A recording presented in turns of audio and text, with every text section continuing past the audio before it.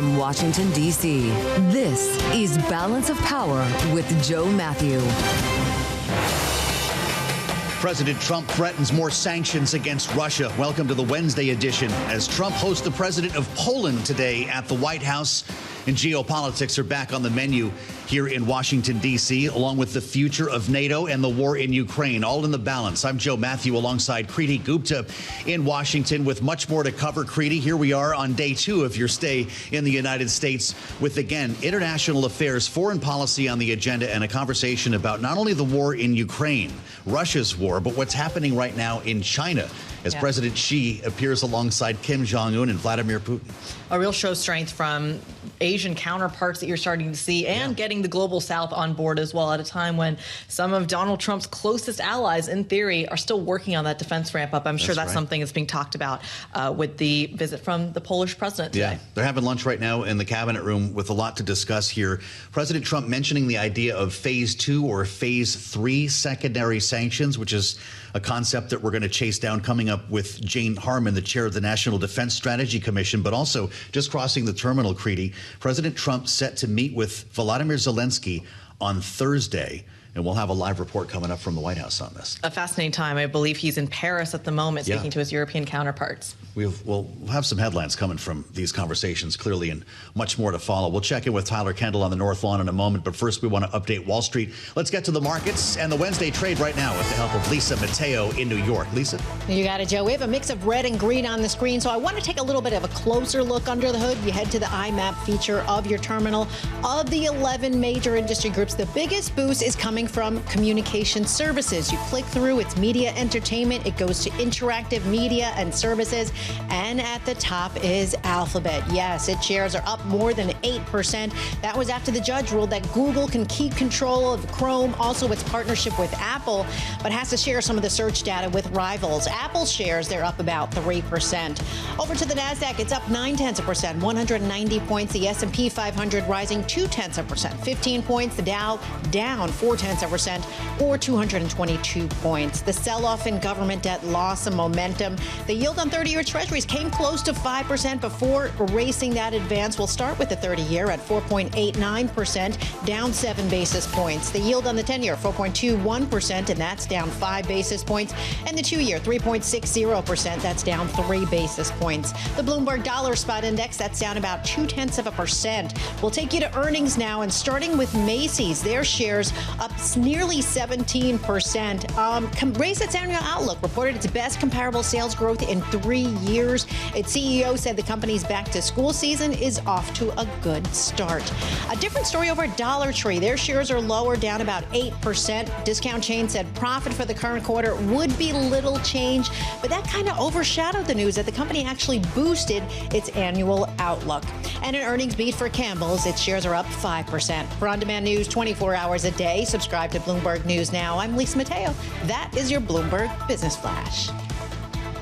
All right, Lisa, thank you. Live from World Headquarters in New York. We'll get back with Lisa in about 20 minutes to check on Wall Street and the bond market with tariffs in the air and foreign policy. I'm Joe Mathieu alongside Kriti Gupta in Washington. Thanks for being with us here on Balance of Power on Bloomberg TV and radio. President Trump holding forth on a range of issues alongside the president of Poland, who is visiting the White House today to talk about any number of issues pertaining to our relationship militarily. We had a series of flybys upon the arrival of the president. But of course, it's the strategy with regard to Ukraine and NATO that they were talking about. I will be clear, though, President Trump was asked when reporters were given a chance to bring some questions, asked about a range of issues, from Jeffrey Epstein to tariffs to crime here in Washington and other cities. And we want to get an update right now first from Bloomberg's Washington correspondent Tyler Kendall on the North Lawn of the White House. Tyler? Yeah, hey, Joe. It was a relatively warm welcome for the Polish president inside the Oval Office. Now the pair of leaders are meeting behind closed doors in the cabinet room. And while President Trump hit on a range of issues when speaking to reporters, it is clear that the war in Ukraine is going to factor heavily into the conversation today. We even heard President Trump suggest that we could see around 2 or 3 of so-called secondary tariffs against our trading partners that import Russian energy supplies. It comes after the Ukrainian President Zelensky had suggested that he will speak with President Trump tomorrow. You mentioned the headline at the top of the show there, and our understanding is he's going to push the U.S. for further economic consequences to hold Russia accountable. Now, the president did highlight the one instance that we have seen of these so-called secondary tariffs, that additional 25% against India. The president said that India is importing almost as much Russian oil as China is. Of course, China is not facing that additional penalty, as the White House says that those trade negotiations are on a totally separate track when it comes to Beijing. I'll point out that our analysts at Bloomberg Economics say that China imports about 47% of Russian crude exports, while India takes about 37% of those Russian crude exports. So a little bit of a difference there. Of course, it comes on the heels of what you've been covering basically all week on Balance of Power, which is that we saw the Indian Prime Minister, Russian President Vladimir Putin, and Chinese President Xi Jinping all meet in China the other day. President Trump did confirm that he was watching. Now, Joe, when it comes to the war in Ukraine, of course, one of the biggest questions still on the table really does have to do with those security guarantees. And perhaps that's why we're seeing this warm relationship between the two leaders meeting today, because the White House has applauded repeatedly how Poland has really upped its defense spending when it comes to contributing to the overall NATO defense spending of that alliance. Well, Tyler, it feels like in that press conference that the two leaders actually had, the concept of European freeloading came up once or twice. Talk to us a little bit about the sentiment at the White House at the moment when it comes to, in theory, what should be the United States' closest allies in Europe. Right, and I actually think, Kriti, you're hitting on one of the domestic political dynamics that we're actually seeing play out in Poland when it comes to the Polish president compared to perhaps the more pro-European Union Prime Minister of Poland, Donald Tusk. And actually, we had some pretty incredible reporting earlier today that a Polish official told Bloomberg News that there's concern that a deepening sense of legislative chaos due to this rift could actually hurt investment in Poland. So it's clear that Poland, as of today, this meeting is going to be used as a way to try to show that Poland has the U.S.'s support, potentially here when it comes to growth prospects for Poland going forward. But we know that the EU and the U.S.'s relationship has sort of been a tricky needle for this White House to thread, particularly when it comes to those tariff negotiations. Now, the European Union was able to secure that more preferential rate of 15%, but it didn't come until after really months of back and forth tensions. At one point, we didn't even think that a deal was going to be able to be secured, which is the last headline that I'll leave you with. The President Trump sounded pretty confident that this tariff appeals court case is headed to the Supreme Court, saying that he's watching it closely and he's confident that they'll come out on top.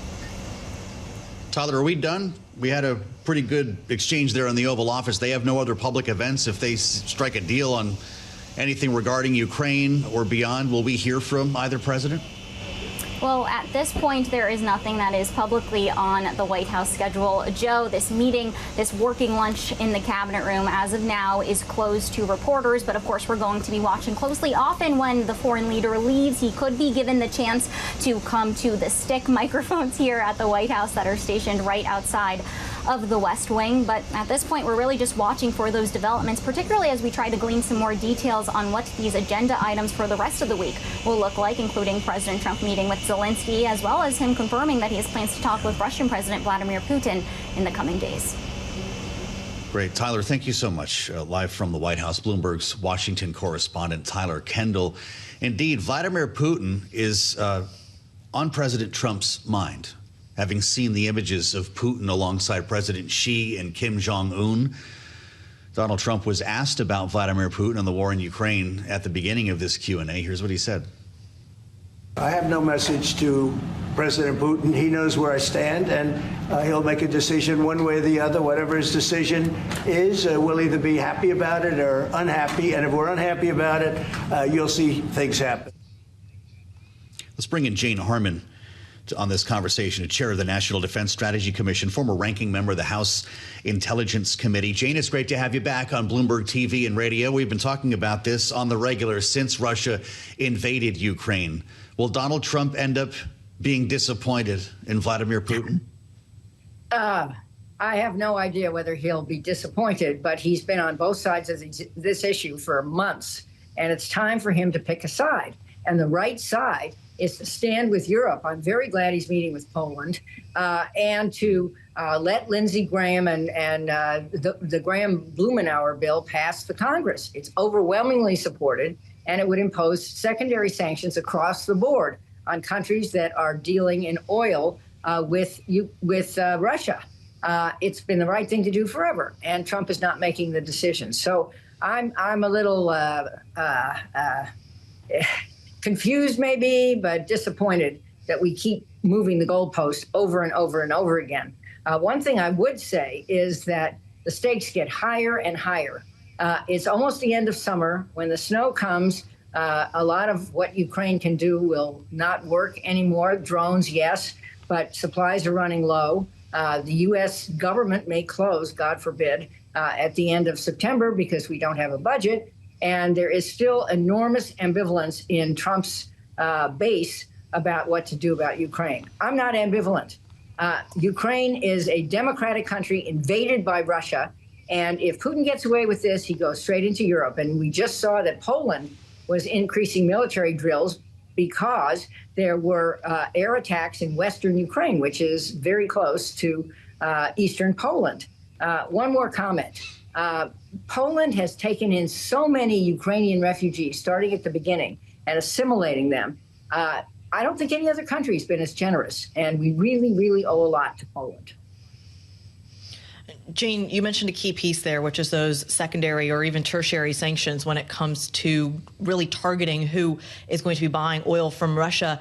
There are still countries in Europe that are very much dependent on those exports, even 3 years from the war. Could they be on that list of countries at the White House that could face those targets? Well, I think it'd be hard to exempt them. I mean, there are oil resources available elsewhere, including from the United States. I mean, we've been talking about this forever, oil and fuel resources. And we have a surplus, notwithstanding some of the rhetoric around, and we could expedite shipping some of it to Europe. So I'm not sympathetic. I think this war has to end, but it has to end on Ukraine's terms. One more thing. I read that Putin said he'll meet with Zelensky if Zelensky comes to Russia. That's Zelensky's choice. But why would he do that? Russia's the aggressor in violation of international law and has been every single night killing Ukrainian children and bombing schools and kidnapping hundreds of children. I would think it goes the other way. Putin should be coming to Ukraine and asking for something reasonable. Jeanne, what did you make of the president's remarks about our troop presence in Poland, knowing that at times the president may have been listening to Vladimir Putin on this issue? Russia would love U.S. troops to be out of Eastern Europe. And he said he has no intention of reducing the number of troops in Poland. Quote, they've always wanted to have a larger presence. We have some countries that have more, not too many.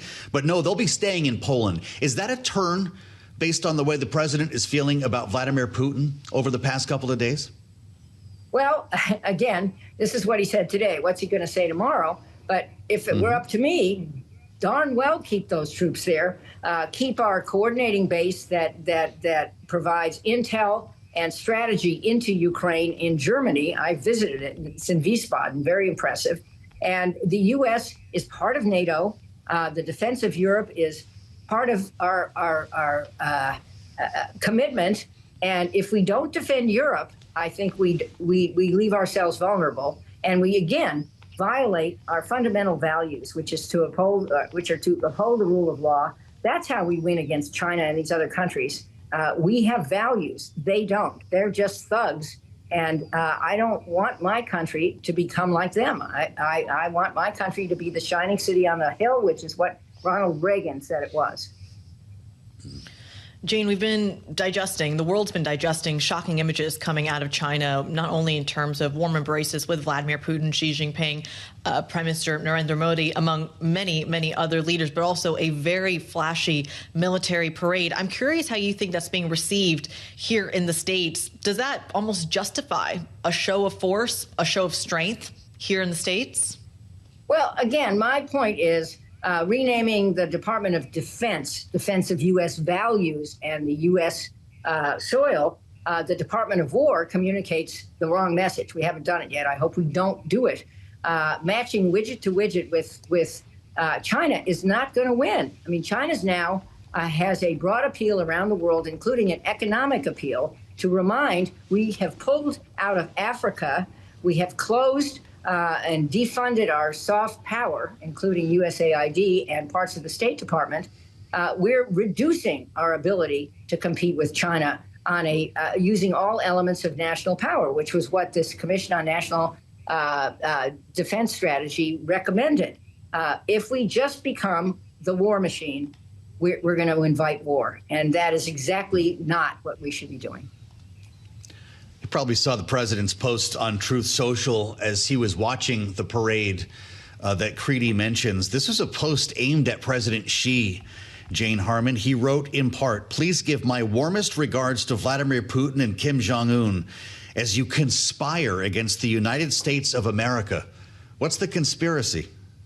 Well, Putin said Trump has a sense of humor.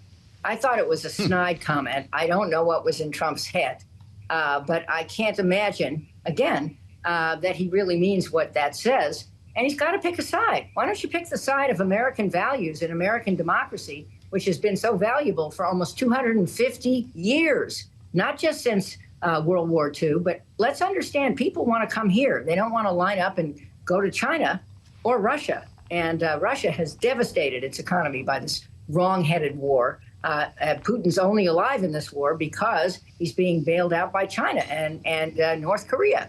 They all have nukes. That is very scary. But the right answer is to promote American values. That's how you promote American power. That's how we will win. Jane, I want to take the conversation back to Ukraine if we can. As you were speaking, we were getting headlines coming from the Elysee, from Emmanuel Macron speaking alongside Vladimir Zelensky in Paris. Emmanuel Macron saying Europeans are ready to provide security guarantees to Kyiv. In your opinion, can the Europeans do it alone? Well, they can do a lot of it, and I want to salute the leaders of Europe who have not backed down and have consistently taken the right side of this issue.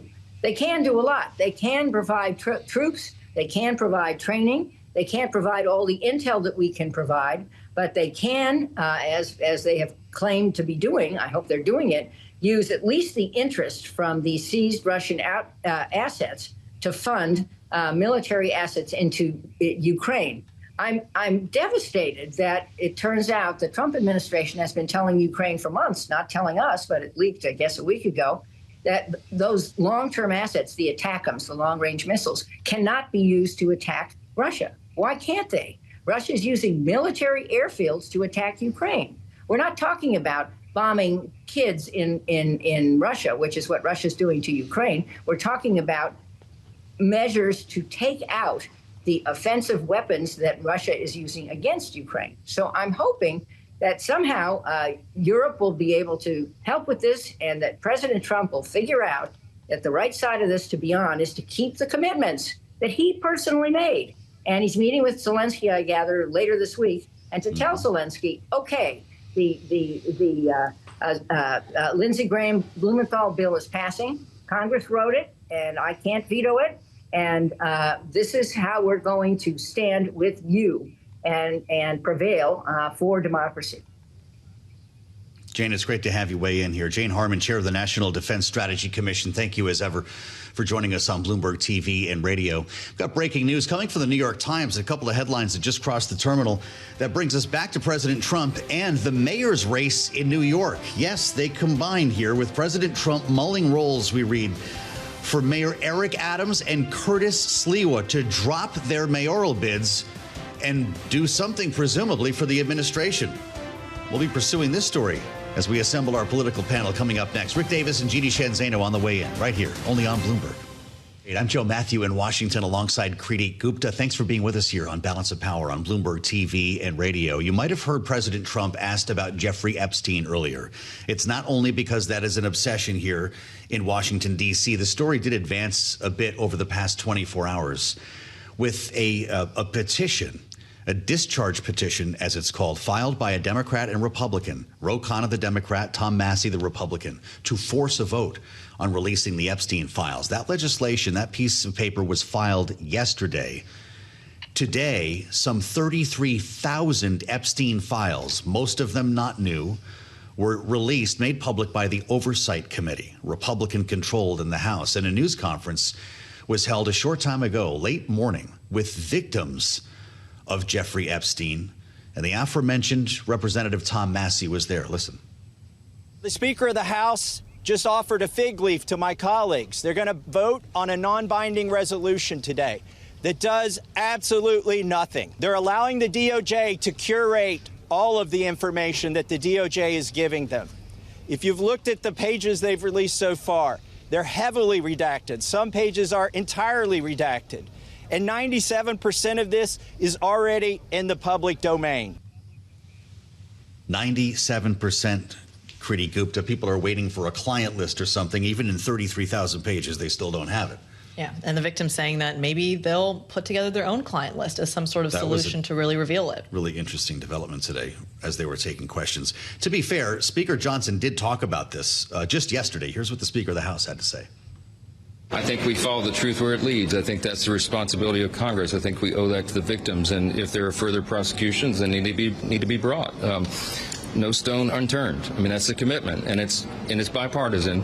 And I'm heartened that members of Congress are willing to work together on that. So, and look, I will say this again. I'm going to emphasize this is full participation of the administration and the White House. The president has the same desire, so long as we're protecting the innocent victims. President Trump was asked about this in his news conference a bit earlier in the Oval Office. He said, quote, "It's really a Democrat hoax. I know that no matter what you do, it's going to keep going." A little bit different tone than we've heard from him in the past, and that's where we start with our political panel. Bloomberg Politics contributors Rick Davis and Jeanne Zaino are with us. Rick is our Republican strategist and partner at Stonecourt Capital. Jeanne is Democracy Visiting Fellow at Harvard Kennedy School's Ash Center, our Democratic analyst. Jeanne, this is an interesting moment. A Democrat hoax. We've heard those words from President Trump before, but not in the past couple of weeks, as most Republicans have at least given lip service to making these files public. What do you make of his reaction? It's astonishing because just moments earlier, I watched the press conference that you were all just talking about with these victims, some of whom had been trafficked, abused, raped, sexually assaulted at age 14, 15, 16, their entire lives and their family lives devastated. They stood up there and told these stories and asked the Congress to release these redacted Epstein files. And one of them even said in response to a question, "Mr. President, if you think this is a hoax, come down here and meet me at the Capitol. We are real people." And he has the audacity just moments later to say this is a Democrat hoax, which is language he's only started using in the last few months, because when he was out of office, he was saying, release the files. Let's see how the swamp that is Washington, D.C. and wealthy men have been abusing people. It's his MAGA base that has been calling for this. But once he got into office, he changed his tune. And I'm not sure he's going to be able to get out of this. And by the way, another really astonishing part of this is reports that the White House has been saying that any member of the GOP who votes for this discharge position, they will see it as a hostile act against the president and the White House. That's astonishing language and quite apart from anything the president said when he wasn't in office. Rick, weigh in here. I mean, as Jeanne just pointed out, this is becoming or emerging, dare I say, is already a very significant wedge between certain members of the House GOP and, of course, the White House. How sustainable is that wedge? You know, look, I mean, the president has won virtually every battle it's taken to the House of Representatives. These guys have caved like a house of cards over and over and over. They go out and they say, hey, we're not going to vote for another penny of deficit. Boom, they vote for trillions in new deficit. You know, these are just examples of the president getting on the phone and working these guys. And by the way, that's not exclusive to this president. I mean, this happens in virtually every Congress. But I would say the willingness for House Republicans to cave to the president's desires is pretty significant. There are 4 votes right now on the Republican side joining what we think would be 212 votes for the Democratic side to be within 2 votes of having a discharge petition force the House of Representatives to vote. And of course, that's the trickiest vote, is to actually get it on the floor. And there has been some evidence that these threats by both the speaker and the president have started to take its toll on people who otherwise would want to see and have said, like Jeanne said, for years, show us all the records, give us the lists. And they're now, I think, getting cold feet. So this could be one of the big sort of promises to how to deal with the Epstein case, but it may fall flat on its face here in just the next couple of days. Democrats are finding some interesting ways to get to this. A report in the Washington Post, Jeanne, Senator Ron Wyden says the Secretary of the Treasury, Scott Bessent, is withholding key information that could help to illuminate the finances of Jeffrey Epstein. Directly, he said Bessent is, quote, directly responsible for the decision to withhold the Epstein files from Congress. Will your party find new ways outside of a discharge petition to bring these public? I think that the Democrats and I think Republicans, because remember, this has long been a call from the Republican side. It is the MAGA base that has been calling for this, and Democrats have certainly jumped on board with that. But I think regardless of what happens with this petition, it will go forward. And it's so fascinating, Joe, that you mentioned this about the Treasury Secretary, because one of the things we heard from the victims and their attorneys was the complicity along the way, not just of Epstein and Maxwell in terms of the initial perpetrators, but how they have been victimized over and over again in this process by the people who run our law enforcement officials, attorneys generals, and the like. And that includes some of the big financial houses in our country that they said had been, and we don't have all this information, had been allowing, as they put it, Epstein to pull enormous amounts of money and to pay these young women in cash and turned a blind eye. And that's why we saw some of the, they had been able to recoup some of that. So there is a lot of complicity to go on here. And the economics, the financial end of this is very, very real. And I suspect, if, as Kriti was talking about, they do put together a list and at some point that is released, we may see names among that, not just perpetrators, but people who covered up in some of these crimes. Certainly a critical and heartbreaking issue. Rick, put a little bit of this into context for us when it comes to some of the other issues that are maybe plaguing Washington at the moment. Talk to us about how some of these kind of developments on these Epstein files, how people could potentially vote when it comes to this discharge petition, if it's put to the floor. Does that bleed into some of these other talks when it comes to shutdown fears, when it comes to other pieces of legislation? Kriti, you nailed it. This is a real distraction to the leadership in both the House and Senate.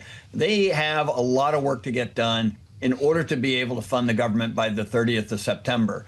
And there seems to be no real public process that's taking place right now to do that. Normally, you have a four corners meeting. The leaders of the Republican and Democratic Party in both the Senate and the House get together and start working on what the numbers are going to look like, what are the process going to be, because it takes time to work both through the Senate and the House to get, if in this case, a continuing resolution done before the end of this month. And this is taking up a lot of bandwidth, as we've seen today. The entire Hill has been abuzz with press conferences and threats to vote and meetings in the basement of the Capitol, with the Republican caucus, and none of this is getting done toward actually fixing the budget pressure that we're under, by the end of the month. So yes, there's no end to this in sight, that being the Epstein file, but there is a burning deadline for the government to fund itself, and that seems to not be given the attention that it really deserves. The deadline that hits in 28 days, Jeanne, I believe that's 13 legislative days. And so it's going to have to be a CR. Obviously, we're not going to pass 12 budget bills between now and then. The question is, how long would the CR be? And granted, we're allowing for a potential shutdown. A lot of people think that might happen. But the White House is now talking about, at least according to reports today, a year-long CR. We touched on this yesterday. Would fund federal agencies until the first quarter of 2026. Can Donald Trump pull that off? Is that how this ends? They certainly would like to see that. And, you know, they've been talking about this, and you just mentioned there's been rumblings from the White House of a clean CR, and they would like it to go into 2026. Can he pull it off? I would be crazy to say he can't, because he's pulled off a lot legislatively already. The problem he has here is they really desperately need Senate Democrats. And so they're going to have to deal with Senate Democrats. And that is going to be the big question in my mind. Will Senate Democrats deal with them? Because, of course, again, we're talking about the MAGA base with the Epstein files. It is the Democratic base when it comes to this CR. They are the ones who don't want Democrats dealing with Trump and the Republicans at all. Don't give them an inch. So that's going to be, I think, the big question. What do the Democrats do? And as Rick was saying, what does the leadership do? Rick, is Jeanne right there? Does Donald Trump, for lack of a better term, do they need the Democrats, or can Republicans do it alone when it comes to getting some sort of solution for the budget? Well, you need the Democrats in the Senate. You don't need them in the House. The House could do a party line vote, get all the Republicans to march down and vote on a continuing resolution with numbers that are generated just by Republicans. But in the Senate, you need cloture in order to take a budget bill to the floor. And that requires 60 votes, which means, you need a handful of Democrats to make up the difference. And that has been the sticking point. That's why people are worried about a government shutdown, because if the Democrats in the Senate don't feel like their concerns are being addressed in this continuing resolution or any future deals that they want to cut about rescission bills or future reconciliation bills that don't require their votes, then they could hold things up. And that's really where the action will be. Unlike usually these budget fights are taken down to the floor of the House, right now, the real sticking point for this could be getting that funding done by September 30th through the Senate. Well, Rick's talking about the math, which we cannot deny here when it comes to the House, Jeanne. But we did hear from Hakeem Jeffries on the messaging for Democrats leading up to a potential CR or shutdown. Here's what the Democratic leader in the House said. We're not going to find ourselves in a situation where Republicans at the 11th hour present a partisan spending bill that hurts everyday Americans, hurts children, hurts veterans, hurts seniors, and hurts the very people who this government should be helping. And then Republicans expect that we are just going to fall in line like they do all the time to Donald Trump's extreme agenda. That's not happening. Well, he says it's not happening, Jeanne, but this could blow up in Democrats' faces pretty easily here, right? People aren't sitting at home talking about rescissions or the many things that have broken down trust between Democrats and Republicans on Capitol Hill. Is it a sure thing that the majority party in this case would be blamed for a shutdown? Nothing is sure. I wouldn't say that. But I do think there is more will at this point on the Democratic side, particularly in the base, to stand up against the GOP, particularly as the minority leader just mentioned, if in fact they are pushing for policies that don't take into account the interests of the poor, the working class, and other constituencies important to the Democrats. And so I do think that Democrats feel more emboldened after having gone along with Republicans last time under Schumer to push back.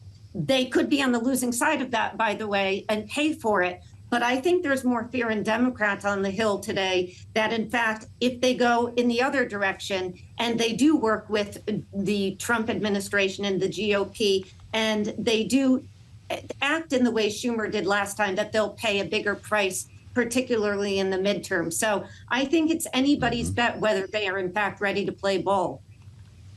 All right. Rick, what's more likely here at this point?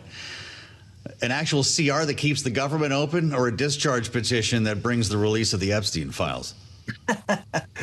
Well, I would say for sure the government's going to get funded at some point in time. I really don't think it's in either party's interests to see the government shut down. Republicans on their watch don't want it, and Democrats really don't win by having this. You're talking about the greatest demagogue of our time being in the White House. You would not want to be a Democrat thinking somehow you're going to win in an argument on this one with him. And so I do think that's likely to occur, even if it's a last-minute deal. But the Epstein thing, look, I give Trump enormous credit for having wrangled the House Republicans over and over and over again to meet his requirements, and I have absolutely no doubt that he'll do this again. In this case, I do think he stands some risk of injuring his own political credibility by doing it. Well, just want to let our listeners and viewers know that we're going to bring you shortly an important conversation live from Boston. The mayor, I should say the governor of Massachusetts. I should stick with the state, not the city, although they are in Boston. Maura Healey is going to be here for an important conversation with Bloomberg in just a couple of moments. And it's important in part, Jeanne, because there was a big headline about Massachusetts today that came from the White House. The Trump administration is planning to reconsider a permit and may well, in fact, yank approval of a large wind farm off the coast of Massachusetts. The Interior Department, of course, would be in charge of this, intends to review the project's approval issued in the closing days of the Biden administration. We know a lot about Donald Trump's aversion to wind. Is this something that he can kill from the White House? Yeah, I think he likely could. I'm certain there'll be a fight over it. It is not a big shock given to your point, his aversion to it. But I am so curious to hear what Governor Healey has to say about it. She is a fascinating up-and-coming star, I think, in the Democratic Party, and she's been a fascinating governor, and she is a very moderate voice in the Democratic Party.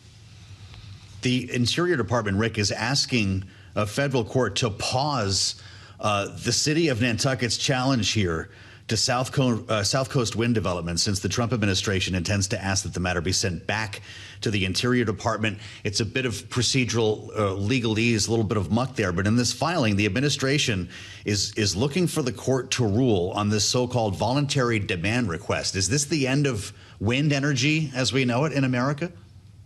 Well, if you listen to President Trump, he certainly has been railing about it, blaming bird strikes and all other sorts of aesthetic issues against it. And look, I mean, to me, this is all about the businesses that were created over the last 2 decades to actually give us renewable energy. What are they going to do if this gets canceled? They've invested hundreds of millions of dollars in these projects, and the government's going to pull the rug out from under them. Are they going to be compensated for their losses? I doubt it.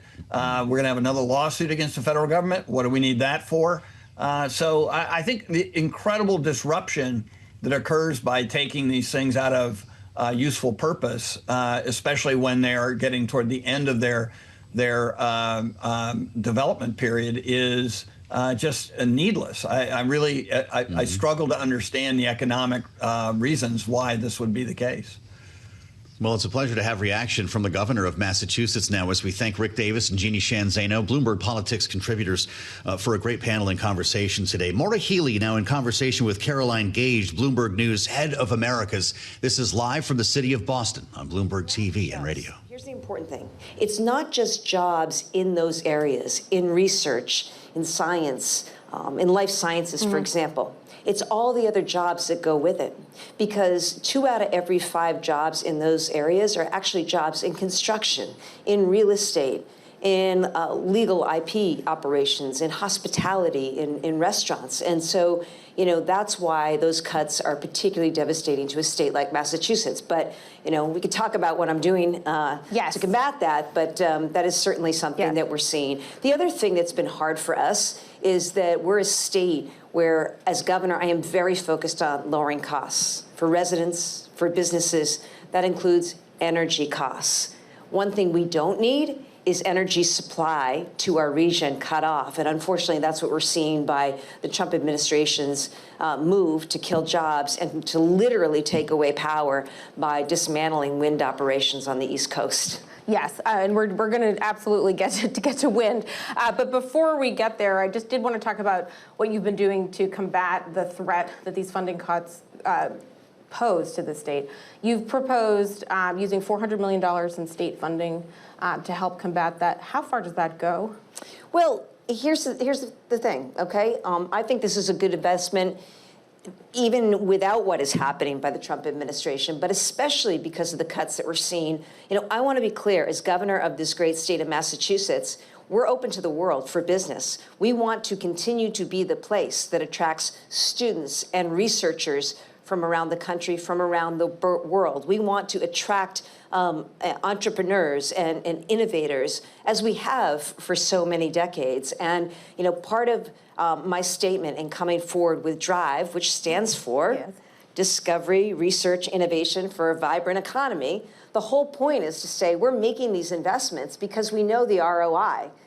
We've seen it in life sciences, and that's why we're not just #1 in the country, we are the global hub for life sciences.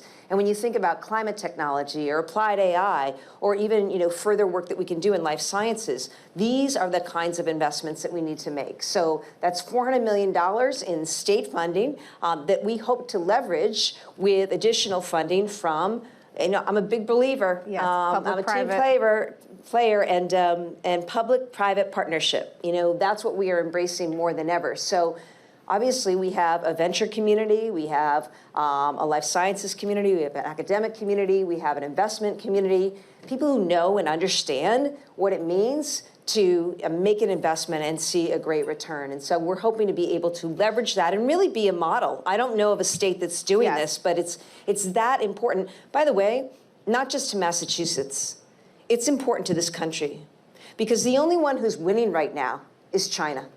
China's on our campuses in Massachusetts and around the United States, at our research institutions, at our teaching hospitals, looking to recruit everyone away. You've seen that, you've covered that, and that's the shame of it all.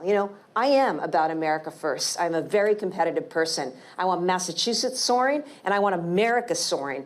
And one thing we shouldn't be doing is not investing in science and research and innovation and ceding that, essentially, to China and other countries. Yes, just to go a little bit deeper into that public-private initiative that you've proposed, can you give us a window into how much interest have you received in actually putting money into this, and why should individuals or businesses put money in a state-administered fund? Well, look, I'm the CEO of the state, and my job is to be the best economic steward that I can be for this state. And that means making sure that we are maximizing the return on taxpayer dollar. It also means making sure that I am working inside and outside of government to provide the best economic infrastructure that I can. It's why I've gone big, investing in education in this state, and including a whole pipeline, K-12 and beyond. It's also why I think there's a recognition by folks in the private sector that it is our economic infrastructure at stake. And that's why we all need to come together and figure out a way to power through this time, I think, through new and innovative partnerships that not only will sustain us through this time, but really put Massachusetts where it should be, which is right at the front, nationally, globally, when it comes to attracting talent. Again, my message to the world is, Massachusetts, we're open for business. Yep. We want you to continue to come here, study here, research here, innovate here, incubate here, and grow your companies here. And we have provided and have sought to provide an environment that's conducive to that by providing a pipeline of workforce. We have the most educated workforce in the country, by making major improvements to a public transit system, which is important, to producing more housing so that employees can actually afford to live in a place like Massachusetts. These are things that I think are very important to the private sector, and why we've seen energy and synergy around this kind of collaboration. So do you have just so I know, do you have a dollar sort of figure in mind that you'd like to raise for that, or how are you thinking about its potential size and impact? Well, these are big numbers, right? But if you think about Massachusetts alone, we probably have received per capita the largest amount of NIH funding over the years. It's about $3.3 billion. So we're talking about big numbers. And it's not to say that we'll be able to sort of make up for all of that. But I think that if we can smartly and nimbly come together and make the right investments together, the public sector and the private sector will be able to do something very special. So I said I'd come back to wind, which you brought up. The Trump campaign, their campaign against wind, there was additional developments today with the proposal to stop the development of projects in your state. This past week, you joined other Democratic governors in a joint statement calling for the administration to allow permitted offshore wind projects to proceed. What was the reaction to that statement after you put it up? Well, I guess we're sort of waiting to see, but all of us are in the strongest possible terms urging the Trump administration to stop with this, to stop with the stop work orders, to stop killing jobs, to stop cutting off power. I mean, literally, when we were hearing word that there might be a stop work order down the entire East Coast, that was incredibly concerning for all of us governors. For me, I had the concern, not only was it going to kill thousands and thousands of jobs, it was also going to literally shut off power to 200,000 homes and businesses, because our wind project is already producing power into the grid. And so that just doesn't make any sense. And, I am somebody, I've been very public about this. I support an all of the above approach when it comes to energy, to do what we need to do. And as somebody who spent $100 million to create an applied AI hub here in Massachusetts, when you think about what our energy needs are as a country, they're just expanding exponentially. It's why we need nuclear and solar and hydro and wind and gas. So don't take wind off the table. We desperately need it. And that's why you saw so many governors come together. Not only is it a matter of jobs, because we're talking about so many jobs, so many construction jobs, so many union jobs. There's been a lot of investment in this workforce, actually, to the tune of hundreds of millions of dollars. Don't let that go to waste. And most importantly, don't shut off power into a region that needs it. The other thing, of course, is this: more power, more supply, lower costs. Everybody across America is dealing with the high cost to energy. So what do you not want to do in the face of that? You don't want to shrink supply, right? And so that's why we continue to advocate for this most strongly. But, you think about the companies at the top of the index, right? And you think about, the needs of tech right now. And in particular, I think about a state like ours where, we're looking to do so much powered through technology. The energy supply as a country, there should be a concerted effort to get every state in the country working to work together. Some states may be better for gas. Some states may be better for nuclear. Some states may be better situated for solar arrays or hydro or geothermal. By the way, I want to explore all in Massachusetts. But it seems to me leadership from the president and the administration would look like figuring out a plan to source more energy into this country, to build out the transmission lines so that power can actually flow, so that we have a reliable and truly independent source of energy for Americans. Earlier this year, Bloomberg reported that in New York, Governor Hochul got the feds to lift a stop work order on the Empire Wind project in exchange for dropping opposition to new gas pipelines in the state.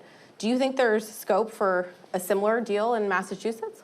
Well, I think we've already talked about that. I mean, that's already known, but that there's a willingness to do that. But that's sort of not enough. I mean, what we really need to do is have a comprehensive, concerted strategy where the federal government is working with states, not against states, in an effort to bring more power on board, right? That's what we should be doing. And that's what I just, really urge the Trump administration to get back to.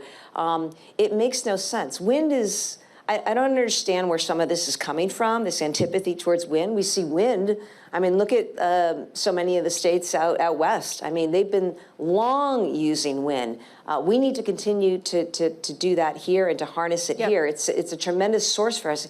It's not the only source, which is why, I'm going to continue to work in partnership with other governors. It's also why months ago I invited all the premiers down from Canada, and what can we work out, this region and the eastern provinces, in terms of sourcing more energy into our regions. So just to be clear, as part of your all of the above approach to energy, you would be supportive of new gas pipelines in Massachusetts? I'd consider any proposals that come our way. In fact, Eversource, one of our utility companies, just filed a proposal for 10 years that, I personally support, because we need some near-term solves to the supply issue that we have right now in the Northeast. And again, this is an issue that we see across America, but I think it's particularly acute for the Northeast region of the country. So at the same time, the state does have some pretty ambitious goals in terms of cutting its emissions. Do you have a plan B for renewable energy if Trump's opposition to wind doesn't really budge? Look, I have been, I think as governor, I was the first governor to name a climate chief across her administration. I'm very mindful of that. It's why I was invited by then Pope Francis to the Vatican to talk about how we could work both through national and subnational relationships on addressing some of these issues. That said, I am acutely focused right now on the issue of costs. Costs for our ratepayers, our residents, our businesses. And how do you deal with that? You deal with that by getting more supply into the region. And I think the good news here is that there are a lot of different ways to do that, to accomplish that, that also make use of a clean energy portfolio that is proven to work, and the prices are coming down on that. So don't take that off the table. I mean, there's a reason why China is building multiple wind farms right now, right? We already see them in Europe, for example. So we know this is part of the solution. Other countries are recognizing it. Don't take this away. Again, if you care about American competitiveness, right, and we want to have AI, and we want to have these data centers, and we want to see this kind of growth, you're not going to be able to do anything if you take power away from these sources. I think about Virginia. Massachusetts Governor Maura Healey speaking live in Boston here on Bloomberg TV and radio with her own Caroline Gage. We'll meet you back here on the late edition of Balance of Power, 5 p.m. Eastern, with another voice from Massachusetts, Senator Elizabeth Warren, also Republican Byron Donalds, only on Bloomberg.